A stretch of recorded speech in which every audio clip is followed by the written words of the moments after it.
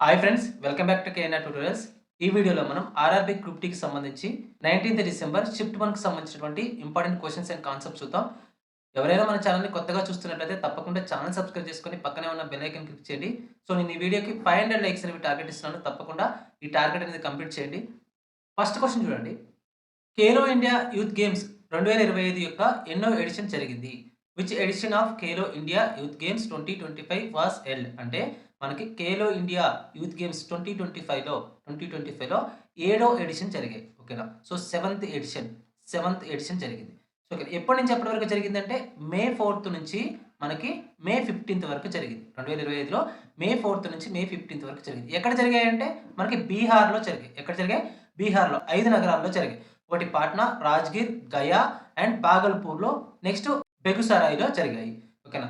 Next inauguration ఎవరు ప్రారంభించారు అంటే పాటలీపుత్ర స్పోర్ట్స్ కాంప్లెక్స్‌లో, పాట్నాలో ఉన్నటువంటి పాటలీపుత్ర స్పోర్ట్స్ కాంప్లెక్స్‌లో మనకి నరేంద్ర మోదీ ఇనాగ్రేట్ చేయడం జరిగింది. నరేంద్ర మోదీ ఇనాగ్రేట్ చేయడం జరిగింది. సో దీని యొక్క మస్కట్ ఏంటంటే గజసింహం.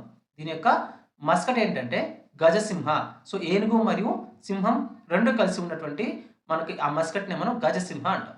సో ట్యాగ్ లైన్ ఏంటంటే మనకిక్కడ ఖేల్ కే రంగ్ బిహార్ కే సంగ్. ఖేల్ కే రంగ్ బిహార్ కే సంగ్ అనేది మనకి ట్యాగ్ లైన్‌గా చెప్తాం. నెక్స్ట్ మనకి పథకాల యొక్క పట్టిక కనుక చూసినట్లయితే మహారాష్ట్ర అనేది టాప్‌లో ఉండడం జరిగింది. పథకాల పట్టికలో మహారాష్ట్ర అనేది టాప్‌లో ఉండడం జరిగింది. ఎన్ని పథకాలతో అంటే మనకి 158 పథకాలతో.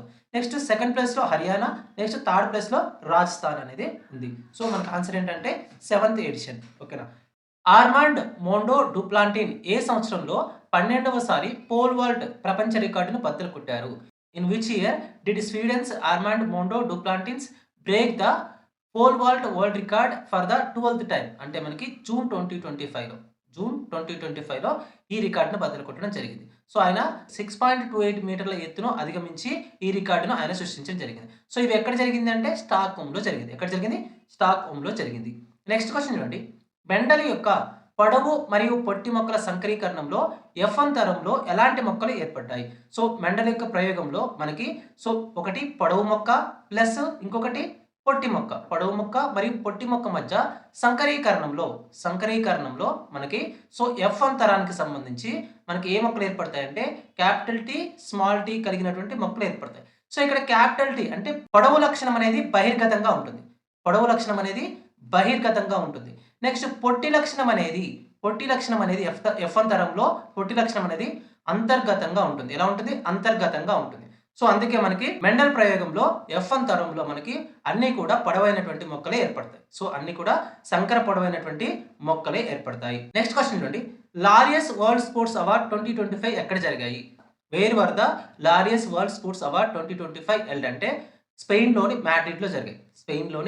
మాడ్రిడ్‌లో జరిగాయి. సో ఎప్పుడు జరిగాయంటే ఏప్రిల్ 21, 2025న జరిగాయి. సో ఇందులో sports man of the year ఎవరంటే మోండో డూప్లాంటిన్. ఇంతకుముందే చెప్పుకున్నాం మనం. పోల్ వాల్ట్ క్రీడకు సంబంధించినటువంటి వ్యక్తి. Sports man of the year award ఎవరికి వచ్చిందంటే మోండో డూప్లాంటిన్. ఇందులో లారియస్ వరల్డ్ స్పోర్ట్స్ అవార్డ్స్‌లో. ఓకేనా? Next sports woman of the year ఎవరంటే Aitana బోన్మాటి.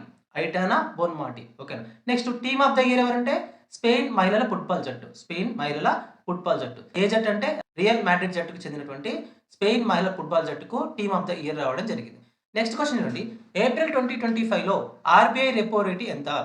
What was the RBI repo rate in April 2025? అంటే మనకి 6%. రెపో రేట్ ఎంత అంటే 6% రెపో రేట్ ఉంది. ఎప్పుడు? ఏప్రిల్ 2025లో. సో ఎప్పుడైనా రెపో రేట్ అనేది ప్రతి 3 మంత్స్‌కి అంటే ప్రతి క్వార్టర్‌కి కూడా అనౌన్స్ చేయడం జరుగుతుంది. సో ఇప్పుడు ఏప్రిల్ 2025లో ఎంత ఉందంటే 6% ఉంది. నెక్స్ట్ జూన్‌లో ఎంత ఉందంటే జూన్ 2025లో ఎంత ఉంది అంటే మనకి ఇక్కడ జూన్ 2025లో 5.5% ఉంది. 5.5% ఉంది. నెక్స్ట్ ఫిబ్రవరి 2025లో ఎంత ఉందంటే మనకి ఇక్కడ 6.25 25 అనేది ఉంది. ఓకేనా? సో, వెరీ వెరీ ఇంపార్టెంట్ గుర్తుపెట్టుకోండి. మ్యాచింగ్ టైప్ కూడా అడిగే అవకాశం ఉంటది. సో, చాలా ఇంపార్టెంట్ గుర్తుపెట్టుకోండి. ఫ్రెండ్స్, మనకి ఏఎన్ఆర్ ట్యూటోరియల్స్ నుంచి 2025కి సంబంధించి జనవరి టు నవంబర్ వరకు 11 మంత్స్ కరెంట్ అఫైర్స్ పీడిఎఫ్ని కేవలం 19 రూపీస్కే అందించడం జరుగుతుంది. ఆర్ఆర్బీ గ్రూప్ డి ఎగ్జామ్స్లో చాలా సిప్స్లో ఈ పీడిఎఫ్ నుంచి చాలా క్వశ్చన్స్ అనేవి రిపీటెడ్గా అడుగుతున్నారు. ఒక ఎగ్జామ్లో 20 క్వశ్చన్స్ కరెంట్ అఫైర్స్ నుంచి వస్తే దాదాపుగా మన పీడిఎఫ్ నుంచి 14 to 15 క్వశ్చన్స్ అనేవి అడగడం జరిగింది. సో తప్పకుండా ఈ పీడిఎఫ్ని రిఫర్ చేయడానికి ట్రై చేయండి. ప్లే స్టోర్ నుంచి మీరు కేఎన్ఆర్ ట్యూటోరియల్స్ అనే యాప్ను డౌన్లోడ్ చేసుకొని మీరు ఈ పీడిఎఫ్ని అవైల్ చేసుకోవచ్చు. లేదంటే యాప్కి సంబంధించిన లింక్ అనేది నేను కామెంట్ సెక్షన్లో మరియు డిస్క్రిప్షన్లో ఇస్తాను. అక్కడి నుంచి కూడా మీరు యాప్ను డౌన్లోడ్ చేసుకొని ఈ పీడిఎఫ్ని అవైల్ చేసుకోవచ్చు. నెక్స్ట్ క్వశ్చన్ చూడండి. గృహ విద్యుత్ వైరింగ్లో లైవ్ వైర్ రంగు కోడ్ ఏంటి? What is the colour code of the live wire in domestic wiring? అంటే ఎరుపు రంగు లేదా రెడ్. ఓకేనా? సో ఎరుపు రంగు లేదా రెడ్ కలర్ అనేది ఉంటుంది. దీనికి గృహ విద్యుత్ వైరింగ్లో లైవ్ వైర్కి ఏ కలర్ ఉంటుందంటే ఎరుపు రంగు లేదా రెడ్ కలర్ అనేది ఉంటుంది. నెక్స్ట్ న్యూట్రల్ వైర్కి నలుపు రంగు అనేది ఉంటుంది. న్యూట్రల్ వైర్కి నలుపు లేదా బ్లాక్ కలర్ అనేది ఉంటుంది. నెక్స్ట్ ఎర్త్ వైర్కి ఆకుపచ్చ రంగు లేదా గ్రీన్ కలర్ ఉంటుంది, లేదా పసుపు చారలతో ఉన్నటువంటి ఆకుపచ్చ రంగు అనేది ఉంటుంది. లైవ్ వైర్కి ఏమో లైవ్ వైర్కి వచ్చి రెడ్ కలర్ ఉంటుంది. నెక్స్ట్ న్యూట్రల్ వైర్కి ఏది ఉంటుంది? న్యూట్రల్ వైర్కి బ్లాక్ ఉంటుంది. న్యూట్రల్ వైర్కి బ్లాక్ అనేది ఉంటుంది. నెక్స్ట్ ఎర్త్ వైర్కి ఏముంటుంది అంటే మనకి గ్రీన్ కలర్ ఉంటుంది. గ్రీన్ కలర్ ఉంటుంది. ఓకేనా? So very very important. మళ్ళీ ఇంకో క్వశ్చన్ అడిగే అవకాశం ఉంటుంది, గుర్తుపెట్టుకోండి. నెక్స్ట్ క్వశ్చన్ చూడండి. లార్డ్స్ ఆఫ్ ది డక్కన్ పుస్తకానికి సీక్వెల్ అయిన Lords of Earth and Sea a History of the Chola Empire రచయిత ఎవరు? Who is the author of the book Lords of Earth and Sea a History of the Chola Empire? అంటే అనిరుద్ కనిశెట్టి మనకి Lords of Earth and Sea a History of the Chola Empire అనే పుస్తకాన్ని రాయడం జరిగింది. So ఈ పుస్తకం అనేది దేనికి సీక్వెల్ అంటే మనకి లార్డ్స్ ఆఫ్ ది డెక్కన్ పుస్తకానికి సీక్వెల్ గా చెప్పొచ్చు. ఎవరు రాశారంటే అనిరుద్ కనిశెట్టి రాయడం జరిగింది. సో ఈ పుస్తకం దేని గురించి తెలియజేస్తుందంటే మనకి చోళ సామ్రాజ్య చరిత్ర గురించి తెలియజేస్తుంది. చోళ సామ్రాజ్యం యొక్క చరిత్ర గురించి తెలియజేస్తుంది. నెక్స్ట్ క్వశ్చన్ నుండి ఏప్రిల్ 2025లో ఒడిశాలోని ఏ ప్రాంతాన్ని భారతదేశపు 107వ జాతీయ ఉద్యానవనంగా ప్రకటించారు? Which protected area in Odisha was declared as India's 107th National Park in April 2025? అంటే సిమిలిపాల్ టైగర్ రిజర్వ్ను భారతదేశంలో 107వ ఉద్యానవనంగా గుర్తించడం జరిగింది. నేషనల్ పార్క్గా గుర్తించడం జరిగింది. ఎక్కడుంది అంటే మనకి ఇది ఒడిస్సాలో ఉంది. ఎక్కడుందంటే ఒడిస్సాలో ఉంది. So very very important. So ఇక్కడ సిమిలిపాల్ టైగర్ రిజర్వ్ అనేది ఎక్కడుందని కూడా మనకి నెక్స్ట్ క్వశ్చన్ అడిగే అవకాశం ఉంటుంది, గుర్తుపెట్టుకోండి. నెక్స్ట్ క్వశ్చన్ చూడండి. సోడియం యొక్క రసాయన చిహ్నం ఏమిటి? సో మీ అందరికీ తెలుసు సోడియం యొక్క రసాయన చిహ్నం అంటే ఈజీగా అందరూ చెప్పగలరు. Na అనేది సోడియం యొక్క రసాయన చిహ్నంగా చెప్తాం. దీని యొక్క అటామిక్ నెంబర్ ఎంత మనకి అంటే 11. దీని యొక్క పరమాణు సంఖ్య లేదా అటామిక్ నెంబర్ 11 అంటాం. సో లాటిన్ పేరు ఏంటంటే నాట్రియం. సోడియం యొక్క లాటిన్ పేరు నాట్రియం. సో ఈ నాట్రియంలో నుంచే మనకి ఈ లాటిన్ నేమ్ అయినటువంటి నాట్రియంలో నుంచే మొదటి 2 లెటర్స్ తీసుకొని మొదటి 2 అక్షరాలు తీసుకొని దానికి Na అని చిహ్నం అనేది ఇవ్వడం జరిగింది. ఓకేనా? నెక్స్ట్ క్వశ్చన్ చూడండి. గోళాకార దర్పణం యొక్క పరావర్తన తలం యొక్క వ్యాసాన్ని ఏమంటారు? What is the diameter of the reflecting surface of A spherical mirror called? అంటే మనకి ద్వారం లేదా అపెర్చూర్ అంట. ఓకేనా? గోళాకార దర్పణం యొక్క పరావర్తన తలం యొక్క వ్యాసాన్ని మనం ఏమంటామంటే మనకి ఇక్కడ ద్వారం లేదా అపెర్చూర్ అంటాం. సో ఇదేం చెప్తుందంటే దర్పణం యొక్క కెపాసిటీని చెప్తుంది. దర్పణం లేదా మిర్రర్ యొక్క కెపాసిటీని చెప్తుంది. అంటే ఇది దర్పణం ఎంత కాంతిని సేకరించగలదో, దర్పణం అనేది ఎంత కాంతిని సేకరించగలదో అది చెప్తుంది. అంటే దాని యొక్క సామర్థ్యాన్ని చెప్తుంది. నెక్స్ట్ క్వశ్చన్ ఏంటంటే పువ్వులలో పరాగరేణువులను కీలాగ్రం నుండి అండాశయం వరకు చేరవేయడంలో ఏది సహాయపడుతుంది? అంటే కీలం లేదా పరాగనాళం అనేది సహాయపడుతుంది. దీన్ని మనం ఏమంటాం స్టైల్ లేదా పోలన్ ట్యూబ్ అంటాం. పోలన్ ట్యూబ్ లేదా స్టైల్ అనేది పువ్వులలో పరాగరేణువులను కీలాగ్రం నుండి అండాశయానికి అంటే స్టిగ్మా నుండి ఓవరీకి తీసుకెళ్లడానికి ఉపయోగపడుతుంది. ఓకేనా? నెక్స్ట్ క్వశ్చన్ చూడండి. 20 కేజీల ద్రవ్యరాశి గల వస్తువు వేగం 2 మీటర్స్ పర్ సెకండ్ నుండి 5 మీటర్స్ పర్ సెకండ్ కు పెరిగితే జరిగిన పని ఎంత? If the velocity of an object of mass 20 kgs increases from 2 meters per second to 5 meters per second, what is the work done? So ఇక్కడ మనకి 2 డిఫరెంట్ వెలాసిటీస్ ఇచ్చి work ను కనుగొనమన్నప్పుడు, వర్క్ ని ఐడెంటిఫై చేయమన్నప్పుడు మనకి కైనెటిక్ ఎనర్జీ, ఓకేనా? So final kinetic energy తెలియాలి, అంటే తుది గతిశక్తి తెలియాలి. అదేవిధంగా తొలి గతిశక్తి అంటే మనకి ఇనీషియల్ కైనెటిక్ ఎనర్జీ అనేది తెలియాలి. ఓకేనా? అలా తెలిసిన తర్వాత ఫైనల్ కైనెటిక్ ఎనర్జీలో నుంచి ఇనీషియల్ కైనెటిక్ ఎనర్జీని తీసేస్తే మనకు వచ్చేదే వర్క్ అవుతుంది. ఫస్ట్ చూడండి, కేఈ ఫైనల్ ఈక్వల్ టు మనకి ½ mv² కదా. హాఫ్ ఎంఈ స్క్వేర్ అన్నప్పుడు సో ఫైనల్ వెలాసిటీ కనుక్కున్నప్పుడు ఇక్కడ హాఫ్ ఎం అంటే ఎంత మనకి ద్రవ్యరాశి ఎంత 20 kgs కదా. సో నెక్స్ట్ వి ఫైనల్ వెలాసిటీ ఎంత మనకి అంటే 5 అంటే 5 స్క్వేర్ అవుతుంది. సో హాఫ్ 20 ఇంటూ 5 స్క్వేర్ అంటే 25 అవుతుంది. Next 2 1s 2 10s 2 1s 2 10s అంటే మనకి 250 జౌల్స్ అవుతుంది. 250 జౌల్స్ అవుతుంది. ఓకేనా. నెక్స్ట్ మనకి ఏం కనుక్కోవాలి ఇప్పుడు సో కేఈ ఇనీషియల్ కనుక్కోవాలి. కేఈ ఇనీషియల్ కనుక్కోవాలంటే మనకి ఇది కూడా హాఫ్ ఎంవి స్క్వేరే కదా. సో హాఫ్ ఎంవి స్క్వేర్ అంటే మనకి మాస్ ఎంత 20 kgs. నెక్స్ట్ వి ఎంత ఫస్ట్ 2 స్క్వేర్ కదా. సో 2 స్క్వేర్ అవుతుంది ఎందుకంటే ఇనీషియల్ వెలాసిటీ ఎంత 2 కదా. అప్పుడు 2 స్క్వేర్ అవుతుంది. అంటే చూడండి హాఫ్ 20 ఇంటూ ఇక్కడ కూడా హాఫ్ కదా. హాఫ్ 20 ఇంటూ 2 స్క్వేర్ అంటే మనకి 4 అవుతుంది. అప్పుడు చూడండి 2 1s 2 10s అంటే 10 ఇంటూ 4 10 ఇంటూ 4 అంటే మనకి 40 అవుతుంది. సో ఇప్పుడు మనకి వర్క్ కావాలంటే final kinetic energy minus initial kinetic energy కదా. Final kinetic energy minus initial kinetic energy. Final ఎంత 250 జౌల్స్. ఫైనల్ ఎంత అంటే 250 జౌల్స్. ఇనీషియల్ ఎంత 40 జౌల్స్. ఓకేనా. సో తీసేస్తే మనకి ఎంత వస్తుంది work is equal to 210 joules అనేది వస్తుంది. 210 జౌల్స్ అనేది వస్తుంది. సో ఆన్సర్ ఎంత 210 జౌల్స్ అవుతుంది. నెక్స్ట్ క్వశ్చన్ చూడండి. జీర్ణక్రియలో నాలుక పాత్ర ఏమిటి? జీర్ణక్రియలో నాలుక పాత్ర ఏమిటంటే ఆహారాన్ని లాలాజలంతో కలపడం మరియు మింగడం. ఓకేనా. సో ఆహారాన్ని లాలాజలంతో కలిపి దాన్ని మింగడంలో జీర్ణక్రియలో నాలుక అనేది సహాయం చేస్తుంది. ఓకేనా. ఇది ఏం చేస్తుందంటే ఆహారాన్ని ఒక బోలస్ లాగా మార్చి అన్నవాహికలోకి నెడుతుంది. అంటే రుచిని కూడా ఇది గుర్తిస్తుంది. నెక్స్ట్ క్వశ్చన్ చూడండి. అల్యూమినియం పై ఆనోడైజింగ్ ఎందుకు చేస్తారు? Why is anodising done on aluminium అంటే మనకి అల్యూమినియం అనేది తుప్పు పట్టకుండా మనం ఉపరితలాన్ని గట్టిపరచడం కోసం ఏం చేస్తామంటే ఆనోడైజింగ్ చేస్తాం. సో అప్పుడు ఏమవుతుందంటే ఆనోడైజింగ్ చేసినప్పుడు ఇక్కడ ఉపరితలం పైన ఉన్నటువంటి ఈ అల్యూమినియం ఈ పరమాణువులు అనేవి ఇక్కడ ఆక్సిజన్తో చర్య జరిపి Al2O3గా ఏర్పడతాయి. అల్యూమినియం ఆక్సైడ్గా ఏర్పడి సో ఆ సర్ఫేస్ ని తుప్పు పట్టకుండా ప్రొటెక్ట్ చేస్తాయి. సో దానికోసమే మనం అల్యూమినియం పైన ఆనోడైజింగ్ ని చేస్తాం. ఓకేనా. తుప్పు పట్టకుండా ఉండడం కోసం ఆనోడైజింగ్ చేస్తాం. నెక్స్ట్ క్వశ్చన్ నుండి పంటలకు సంబంధించి అజైవిక కారకం కానిది ఏది?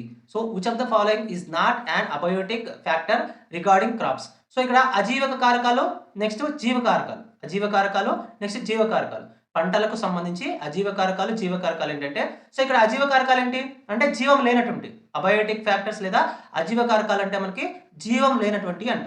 సో ఏంటంటే అంటే ఉష్ణోగ్రత, నీరు, గాలి, కాంతి ఇవన్నీ కూడా మనకి ఏంటంటే అజీవకారకాలు. కీటకాలు కానివ్వండి, నెక్స్ట్ పక్షులు కానివ్వండి, జంతువులు కానివ్వండి, ఫిషెస్ కానివ్వండి.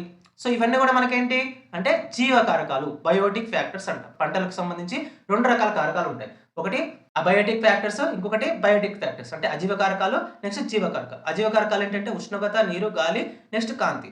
జీవకారకాలు ఏంటంటే కీటకాలు, పక్షులు, జంతువులు, చేపలు మొదలైనవి. నెక్స్ట్ క్వశ్చన్ చూడండి. ఎస్టిక్ ఆమ్లం మరియు సోడియం హైడ్రాక్సైడ్ చర్యకు సంబంధించి ఏది నిజం?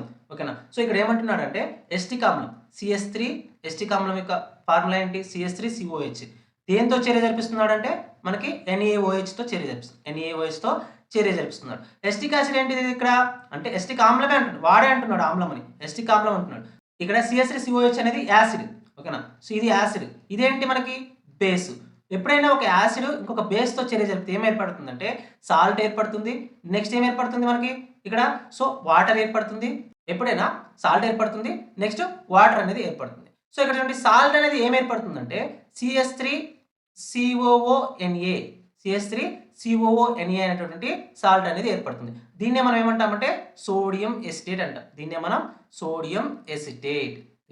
సోడియం ఎసిటేట్ అంటాం. సో ఎప్పుడైనా మనకి ఎస్టిక్ ఆమ్లం అనేది సోడియం హైడ్రాక్సైడ్తో చర్య జరిపితే మనకి సోడియం ఎసిటేట్ అనే సాల్ట్ నెక్స్ట్ వాటర్ అనేది ఏర్పడుతుంది. సో ఇంకొకటి మనకి యాసిడ్ బేస్ మధ్య రియాక్షన్ ఏమంటాం మనం తటస్థీకరణ చర్య లేదా న్యూట్రలైజేషన్ రియాక్షన్ అంటాం. యాసిడ్ మరియు బేస్ మధ్య రియాక్షన్ మనం తటస్థీకరణ చర్య లేదా న్యూట్రలైజేషన్ రియాక్షన్ అంటాం. సో ఇప్పుడు చూడండి మనకి దీనికి సంబంధించి ఇది తటస్థీకరణ చర్య, అట్ ద సేమ్ టైం ఇందులో సోడియం ఎసిటేట్ ఫామ్ అవుతుంది, నెక్స్ట్ నీరు కూడా ఫామ్ అవుతుంది. సో ఇది మనకి కరెక్ట్ అవుతుంది. ఓకేనా. నెక్స్ట్ క్వశ్చన్ చూడండి. సూర్యోదయానికి ముందు మరియు సూర్యాస్తమయం తర్వాత కూడా సూర్యుడు కనిపించడానికి కారణం ఏమిటి? సో దానికి కారణం ఏంటంటే వాతావరణ వక్రీభవనం లేదా అట్మాస్ఫియరిక్ రిఫ్రాక్షన్ అంట. Why is the sun visible for a short time before sunrise and after sunset అంటే మనకి అట్మాస్ఫియరిక్ రిఫ్రాక్షన్ వల్ల మనకి before sunrise and after sunset సూర్యుడు కనిపిస్తూ ఉంటాడు. ఓకేనా. సో, సూర్యోదయానికి ముందు మరియు సూర్యాస్తమయానికి తర్వాత కూడా సూర్యుడు కనిపించడానికి కారణం ఏంటంటే, వాతావరణ వక్రీభవనం లేదా అట్మాస్ఫియరిక్ రిఫ్రాక్షన్ అంటాం. సో, ఇక్కడ చూడండి ఉదయం ఒక 2 నిమిషాల ముందు ఓకేనా. సో, నెక్స్ట్ సాయంత్రం యొక్క 2 నిమిషాల ముందు మనకి కనిపించడం జరుగుతుంది. అంటే పగటి సమయం అనేది ఎంత పెరుగుతుందంటే 4 నిమిషాలు పెరుగుతుంది. 4 నిమిషాలు పెరుగుతుంది. దీనివల్ల వాతావరణ వక్రీభవనం వల్ల ఉదయం ఒక 2 నిమిషాలు, సాయంత్రం ఒక 2 నిమిషాలు మొత్తం కలిసి 4 నిమిషాల పగటి సమయం అనేది పెరుగుతుంది. ఓకేనా. నెక్స్ట్ క్వెషన్ చూడండి. పునరుత్పాదక శక్తిని ప్రోత్సహించడానికి నేషనల్ గ్రీన్ హైడ్రోజన్ మిషన్ లక్ష్యం ఏమిటి? Under the national green hydrogen mission what is the production target by 2030 అంటే మనకి 5 మిలియన్ మెట్రిక్ టన్నుల హైడ్రోజన్ ఎనర్జీని ఉత్పత్తి చేయడమే దీని యొక్క ముఖ్య ఉద్దేశంగా చెప్తాం. రాకెట్ పైకి వెళ్తున్నప్పుడు దాని గమనాన్ని వ్యతిరేకించే బలాలు ఏవి? Which forces act against the motion of a rocket during it's launch అంటే మనకి గురుత్వాకర్షణ బలము మరియు గాలి నిరోధము. సో, ఎప్పుడైనా ఒక రాకెట్ అనేది పైకి వెళ్తున్నప్పుడు గురుత్వాకర్షణ బలం అనేది కిందికి పనిచేస్తుంది. అదే విధంగా మనకి ఇక్కడ పక్క వైపు నుంచి పనిచేసే బలం ఏంటంటే ఎయిర్ లేదా గాలి నిరోధం. దీన్నే గాలి నిరోధం అంటాం. ఎయిర్ అనేది పక్క వైపు నుంచి పనిచేస్తుంది. అంటే పక్కకు నెడుతుంది. ఎయిర్ అనేది మనకి పక్కకు నెడుతుంది. అదే విధంగా ఇక్కడ గురుత్వాకర్షణ అనేది కిందికి లాగుతుంది. ఓకేనా. సో, ఒక రాకెట్ అనేది పైకి వెళ్తున్నప్పుడు దానిపైన 2 రకాల వ్యతిరేక బలాలు అనేవి పనిచేస్తాయి. ఒకటి గాలి నిరోధం, ఇంకొకటేమో గురుత్వాకర్షణ బలం. ఓకేనా. గర్భ నిరోధక మాత్రలు పునరుత్పత్తిని ఎలా ప్రభావితం చేస్తాయి? How do contraceptive pills affect reproduction? అంటే అండోత్పత్తిని ఆపడం ద్వారా గర్భ నిరోధక మాత్రలు అనేవి పునరుత్పత్తిని ఆపేస్తాయి, పునరుత్పత్తిని ప్రభావితం చేస్తాయి. ఓకేనా. సో, నెక్స్ట్ క్వశ్చన్ చూడండి. సబ్బులు కఠిన జలంలో ఎందుకు సరిగ్గా పనిచేయవు? Why don't soaps are well in hard water అంటే మనకి ఇక్కడ చూడండి, సబ్బులు ఎప్పుడైనా కూడా సోప్స్ అనేవి హార్డ్ వాటర్లో నురగని ఇవ్వకుండా అవి ఏం చేస్తాయంటే పీపీటీని అవక్షేపాన్ని ఫామ్ చేస్తాయి. సో, ఎందుకు అవక్షేపాన్ని ఫామ్ చేస్తాయంటే హార్డ్ వాటర్లో ఉన్నటువంటి కాల్షియం మరియు మెగ్నీషియం ఆయిన్లతో చర్య జరిపి అవి అవక్షేపాన్ని ఏర్పరుస్తాయి. దేనికి బదులుగా నురగకు బదులుగా అవక్షేపాన్ని ఏర్పరుస్తాయి. అందుకే మనకి కఠిన జలంలో సబ్బులు అనేవి పనిచేయవు. ఓకేనా. నెక్స్ట్ క్వశ్చన్ నుండి వాషింగ్ సోడాలో ఉండని మూలకం ఏది? Which element is not present in washing soda? So, washing సోడాలో ఏ మూలకం ఉండదో తెలియాలంటే దాని యొక్క ఫార్ములా తెలియాలి. ఫార్ములా ఏంటి? Na2CO3 10H2O. Na2CO3 10H2O. ఇందులో ఏమేమి ఉన్నాయి? ఫస్ట్ మనకి సోడియం ఉంది, నెక్స్ట్ కార్బన్ ఉంది, నెక్స్ట్ ఆక్సిజన్ ఉంది, నెక్స్ట్ హైడ్రోజన్ ఉంది. సో, ఓకేనా. సో, ఈ 4 ఉన్నాయి. కానీ సల్ఫర్ ఉందా? సల్ఫర్ లేదు. ఓకేనా. నెక్స్ట్ క్వశ్చన్ ఏంటి? క్లోరోఫాస్ట్ అంటే క్లోరోఫిల్ అనేది క్లోరోప్లాస్ట్తో రిలేషన్లో ఉంటే స్టార్చ్ అనేది దేంతో రిలేషన్లో ఉంటుంది అంటే ఓకేనా. సో, అంటే క్లోరోఫిల్ అనేది క్లోరోప్లాస్ట్కి సిమిలర్గా ఉంటే స్టార్చ్ అనేది దేనికి సిమిలర్గా ఉంటుంది? స్టార్చ్ అనేది మనకి అమైలోప్లాస్ట్కి సిమిలర్గా ఉంటుంది. క్లోరోఫిల్ అనేది ఎక్కడ ఉంటుంది? క్లోరోప్లాస్ట్లో ఉంటుంది. స్టార్చ్ అనేది ఎక్కడ ఉంటుంది అంటే అమైలోప్లాస్ట్లో ఉంటుంది. సో, క్లోరోఫిల్ అనేది క్లోరోప్లాస్ట్లో ఉంటుంది. స్టార్చ్ అనేది అమైలోప్లాస్ట్లో నిల్వ ఉంటుంది. నెక్స్ట్ క్వశ్చన్ అండి. లైసోజోమ్ యొక్క ప్రధాన విధి ఏమిటి? What is the main function of lysosome అంటే సో, చాలాసార్లు డిస్కస్ చేసుకున్నాం. ఇది కణంలో ఉన్నటువంటి వ్యర్థ పదార్థాలను జీర్ణం చేయడంలో ఉపయోగపడుతుంది. ఓకేనా. లైసోజోమ్ అనేది కణంలో ఉన్నటువంటి వ్యర్థ పదార్థాలను జీర్ణం చేయడంలో ఉపయోగపడుతుంది. వీటిని మనం ఏమంటామంటే ఆత్మహత్య సంచులు లేదా సూసైడల్ బ్యాగ్స్ అంటాం. లైసోజోమ్లో మనం ఏమంటామంటే ఆత్మహత్య సంచులు లేదా సూసైడల్ బ్యాగ్స్ అని కూడా అంటాం. నెక్స్ట్ క్వశ్చన్ అండి. మూలకం దేనితో తయారవుతుంది? What is an element made of అంటే సో, మూలకం అనేది ఒక ఎలిమెంట్ లేదా మూలకం అనేది ఒక ఎలిమెంట్ అనేది సో, ఒకే రకమైనటువంటి ఆటమ్స్ చేత ఒకే రకమైనటువంటి ఆటమ్స్ లేదా పరమాణువుల చేత ఏర్పడుతుంది. ఫర్ ఎగ్జాంపుల్ సోడియం మెటల్ తీసుకున్నాం అనుకోండి. సోడియం ఎలిమెంట్ అనేది తీసుకున్నప్పుడు ఇందులో అన్ని సోడియం ఆటమ్స్ మాత్రమే ఉంటాయి. సోడియం ఆటమ్స్ మాత్రమే ఉంటాయి. నెక్స్ట్ లీథియం ఎలిమెంట్ తీసుకున్నాం అనుకోండి. లీథియం మూలకం లేదా లీథియం ఎలిమెంట్ తీసుకుంటే ఇందులో అన్ని లీథియం ఎలిమెంట్స్ మాత్రమే ఉంటాయి. ఓన్లీ ఒకే పరమాణువు కనుక ఉన్నట్లయితే వాటిని ఏమంటామంటే ఎలిమెంట్ అంటాం. వాటిని ఎలిమెంట్ లేదా మూలకం అంటాం. నెక్స్ట్ క్వశ్చన్ నుండి సమాచారాన్ని గ్రహించి విద్యుత్ సంకేతాలుగా పంపే కణం ఏది? సో, నాడి కణం లేదా న్యూరాన్ అనేది ఏం చేస్తుందంటే సమాచారాన్ని గ్రహించి విద్యుత్ సంకేతాలను మనకి మెదడుకి పంపిస్తుంది.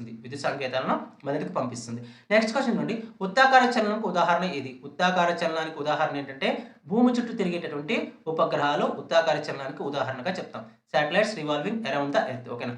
Which is an example of circular motion అంటే satellite revolving around the earth అని చెప్తాం. భూమి చుట్టూ తిరిగేటటువంటి ఉపగ్రహాలు అనేవి వృత్తాకార చలనానికి ఎగ్జాంపుల్గా చెప్తాం. సో, ఇవి మనకి 19th డిసెంబర్ ఫస్ట్ షిఫ్ట్లో అడిగినటువంటి ఇంపార్టెంట్ క్వశ్చన్స్ అండ్ కాన్సెప్ట్స్. ఎవరైనా మన ఛానల్ని కొత్తగా చూస్తున్నట్లయితే ఛానల్ సబ్స్క్రైబ్ చేసుకొని వీడియో లైక్ చేయండి. నేను ఈ వీడియోకి 500 లైక్స్ అనేవి టార్గెట్ ఇస్తున్నాను. తప్పకుండా ఈ టార్గెట్ అనేది కంప్లీట్ చేయండి. మరొక వీడియోలో మరొక ఇంట్రెస్టింగ్ అప్డేట్తో మళ్ళీ కలుసుకుందాం. అంతవరకు సెలవు. జై హింద్.